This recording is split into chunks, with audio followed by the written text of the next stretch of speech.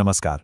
आज हम एक ऐसे सवाल पर बात करने वाले हैं जो हमारी पूरी असलियत की बुनियाद को ही हिला कर रख सकता है।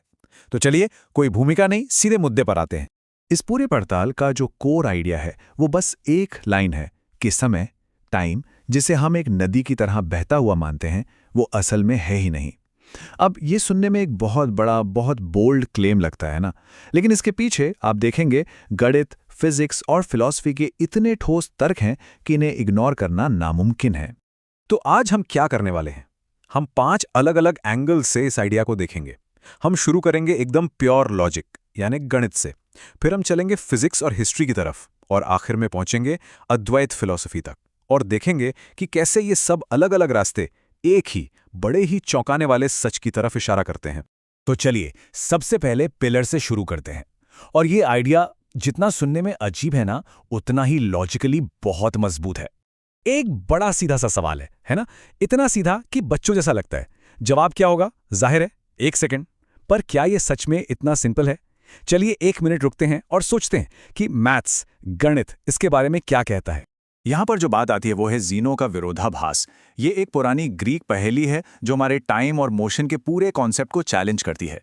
सोच कर देखिए, 1 सेकंड से 2 सेकंड तक जाने के लिए आपको पहले आधा रास्ता तय करना होगा, है ना? मतलब 1.5 सेकंड तक पहुंचना होगा। फिर जो आधा रास्ता बचा उसका भी आधा तय करना होगा, मतलब 1.75 सेकंड तक।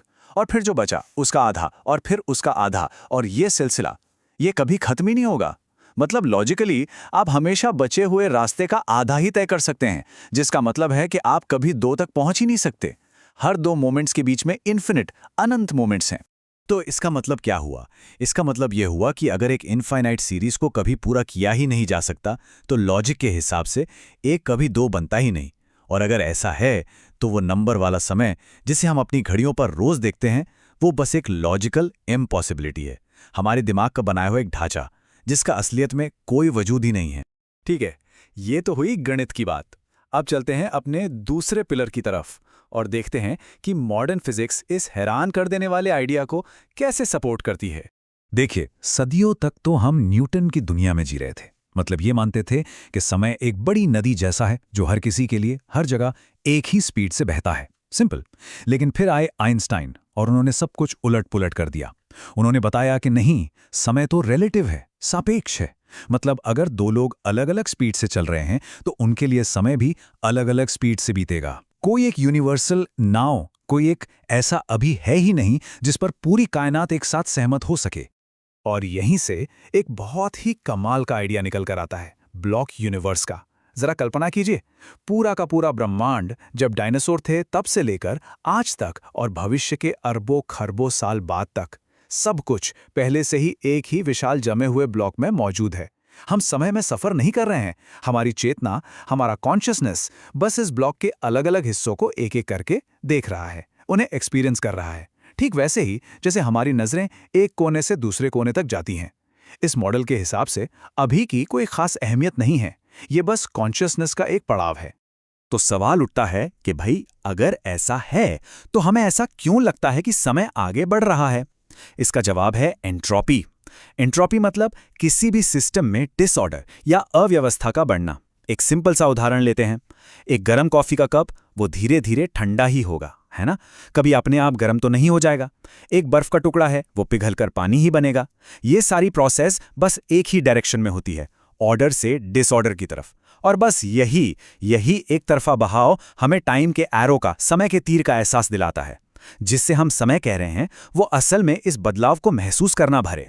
तो हमने अब तक ये देख लिया कि समय क्या नहीं है, वो एक सीधी लकीर नहीं है।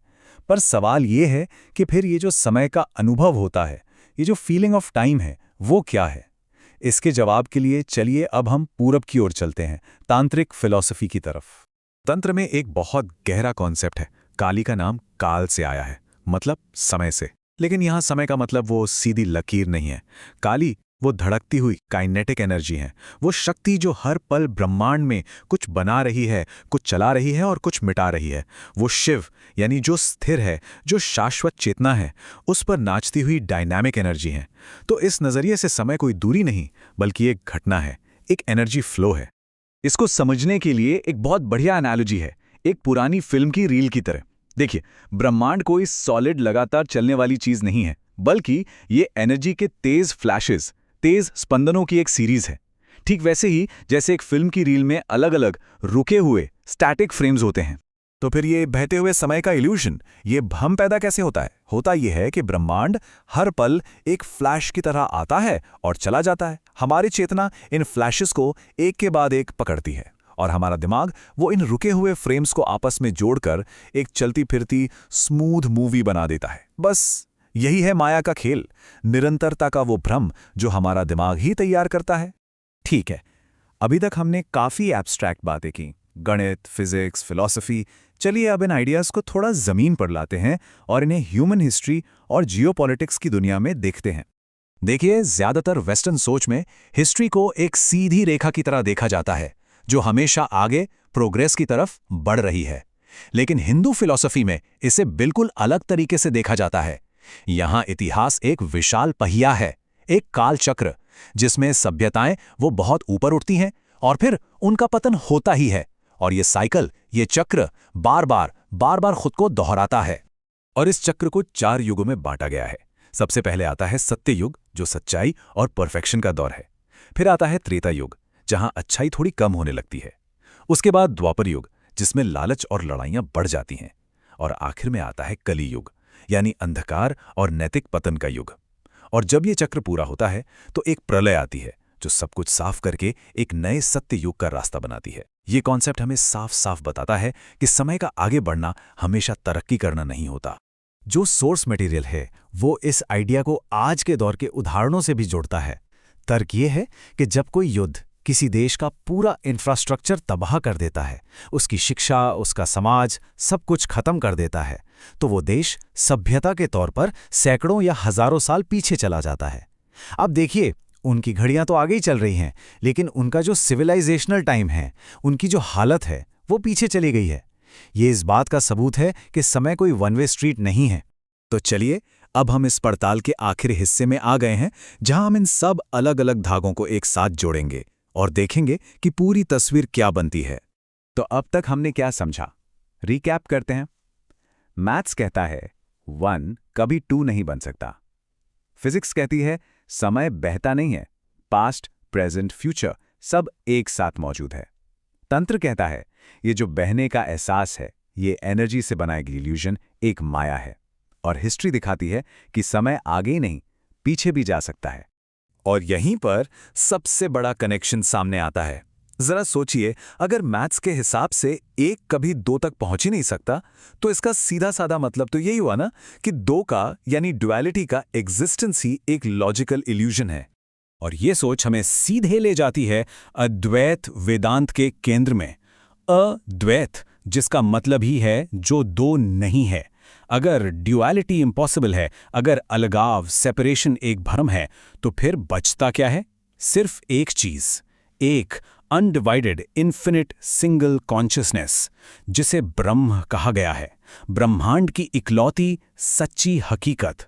इसको समझाने के लिए एक बहुत ही मशहूर मिसाल दी जाती है, रस्सी और सांप की। सोचिए, अंधेरे में आप चल रहे हैं और जमीन पर पड़ी एक रस्सी को गलती से सांप समझ लेते हैं।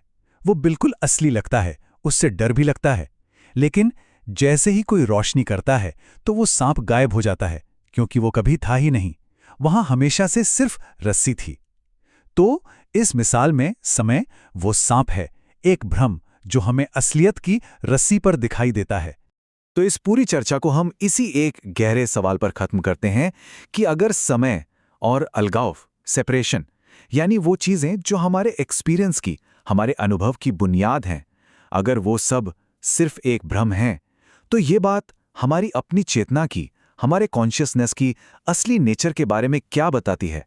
ये सोचने के लिए एक बहुत गहरा सवाल है।